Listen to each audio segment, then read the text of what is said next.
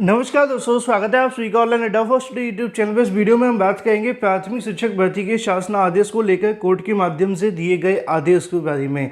इसके अलावा बीएड के बाद अब 69,000 भर्ती के अंदर सूची को लेकर एक यहाँ से कोर्ट के माध्यम से जो आदेश है वो दिया गया है, जिसको आपको जानना बेहद आवश्यक है, क्योंकि आप जानते हैं कि बीएड को बहाल करने के लिए एक याचिका लगी हुई थी, लेकिन अब ये मामला 69,000 तक पहुँचता हुआ दिखाई दे रहा है। वजह क्या है वो मैं आप सभी को बताऊँगा। इसके अलावा अगर बात की जाए प्राथमिक से बीएड को सेव करने के लिए, इसके अलावा 7,000 नई टीजीटी पीजीटी भर्ती और 22,000 तदर्थ शिक्षकों की सीटों के बारे में एक एक करके सारी जानकारी आप सभी को देते हैं। वीडियो को जल्दी से लाइक कर दें, साथ ही शेयर कर दें और चैनल को सब्सक्राइब कर लें, जिससे कि आप सभी को ऑनलाइन अड्डा फर्स्ट चैनल के माध्यम से तमाम उन सटीक जानकारियों के नोटिफिकेशन सबसे पहले मिलते रहें।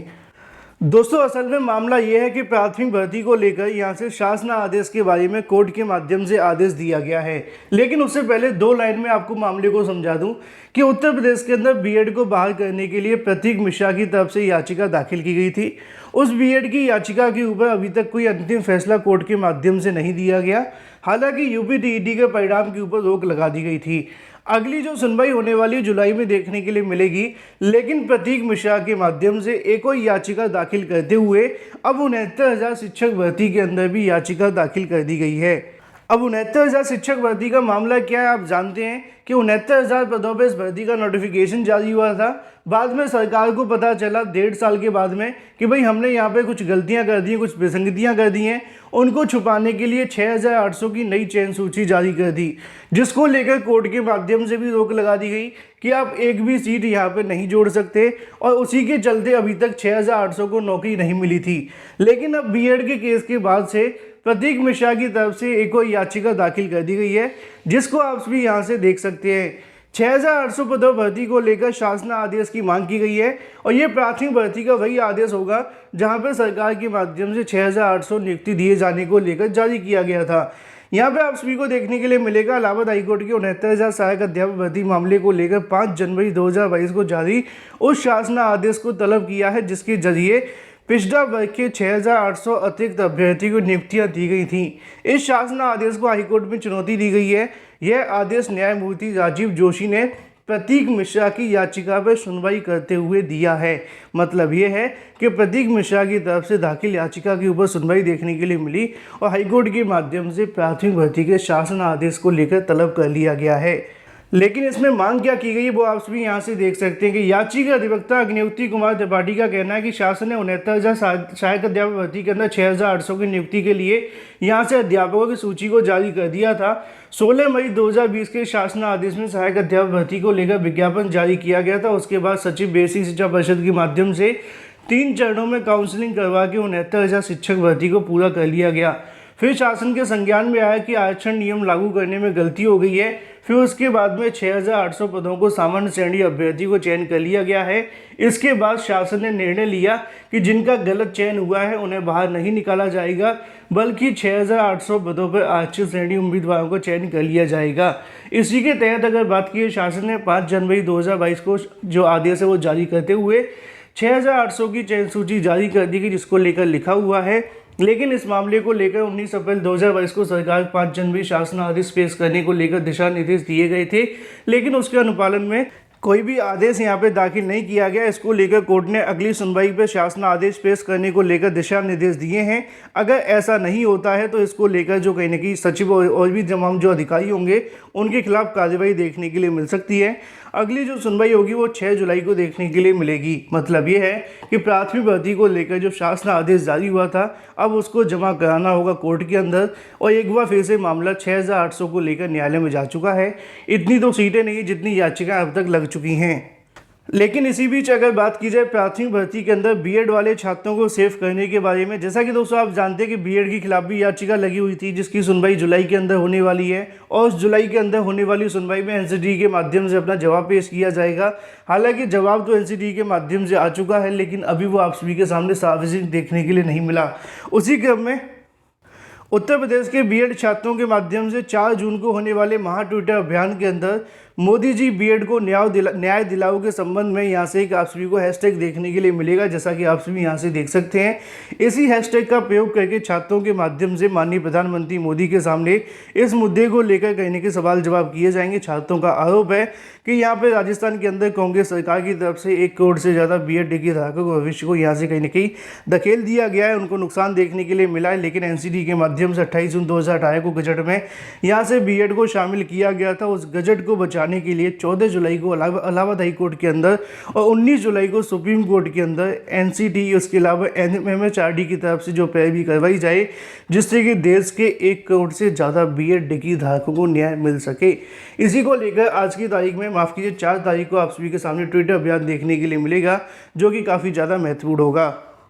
हालांकि 4 तारीख भी आज ही है, आज ही ये ट्विटर अभियान होगा। जो भी अपडेट होगी आपको इस चैनल के माध्यम से दे दी जाएगी।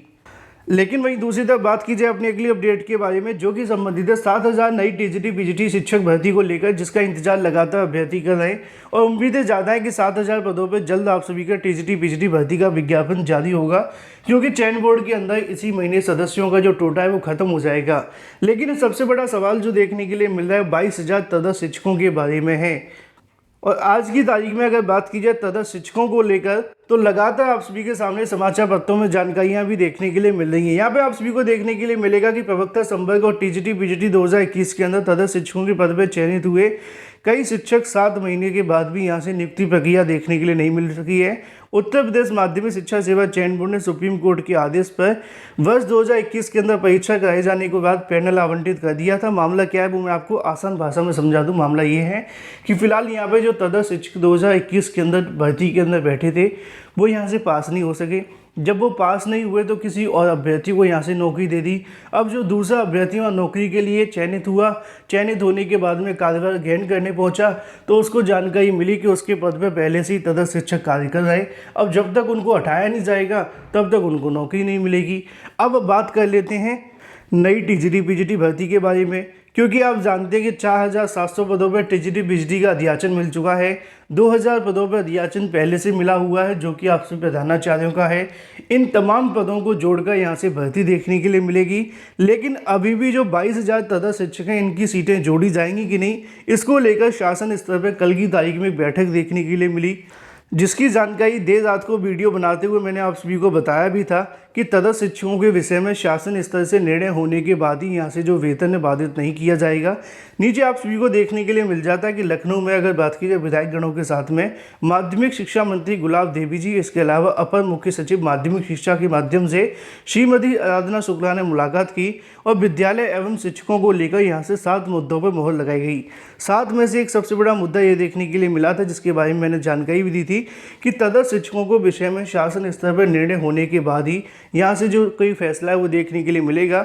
और जब तक शासन स्तर से कोई निर्णय नहीं होता है तब तक वेतन बाधित नहीं किया जाएगा। अब वेतन ही बाधित नहीं होगा तो यहाँ पे सीटें नहीं जुड़ेंगी, क्योंकि जब तक तदर्थ बाहर नहीं होंगे तब तक उनके रिक्त पदों का ब्यौरा शासन के पास नहीं पहुंचेगा, क्योंकि शासन के माध्यम से रिक्त पदों का ब्यौरा मांगा जा रहा है। जब उनके माध्यम से रिक्त पदों का ब्यौरा मांगा जाएगा तो उसमें दिखाया जाएगा कि तदर्थ शिक्षकों को वेतन मिल रहा है, और वेतन मिलने के चलते उनके रिक्त पद नहीं माने जाएंगे।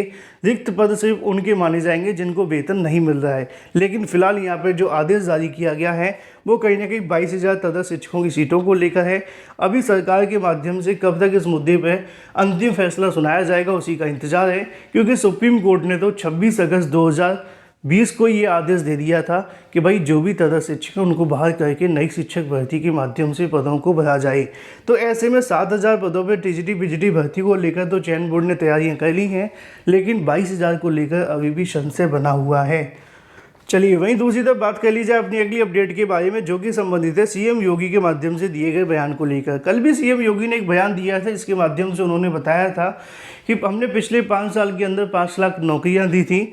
आज के समाचार पत्रों में इससे संबंधित एक और जानकारी छपी हुई है, जिसमें बताया जा रहा है कि 5 लाख प्रत्यक्ष, इसके अलावा 20 लाख अप्रत्यक्ष रोजगार दिया जाएगा। मुख्यमंत्री के माध्यम से शुक्रवार को तीसरी ग्राउंड ब्रेकिंग समारोह के अंदर संबोधित करते हुए उन्होंने कहा कि निवेश यूपी में सुरक्षित रहेगा और सरकार है उन्हें संरक्षण भी देगी। उन्होंने यहाँ पर जानकारी दी, आप सभी को देखने के लिए मिलता है कि 80,000 करोड़ की लागत के बाद में परियोजनाओं से प्रस्ताव में लगभग 1400 से अधिक योजना देखने के लिए मिलेगी, जिसमें डाटा, आईटी, कृषि, एमएसएमई और भी तमाम यहाँ से देखने के लिए मिलने वाली है। जिसमें उन्होंने दावा किया कि 5 लाख को प्रत्यक्ष रोजगार मिलेगा तो 20 लाख को यहाँ से अप्रत्यक्ष रूप से जो रोजगार मुहैया कराया जाएगा।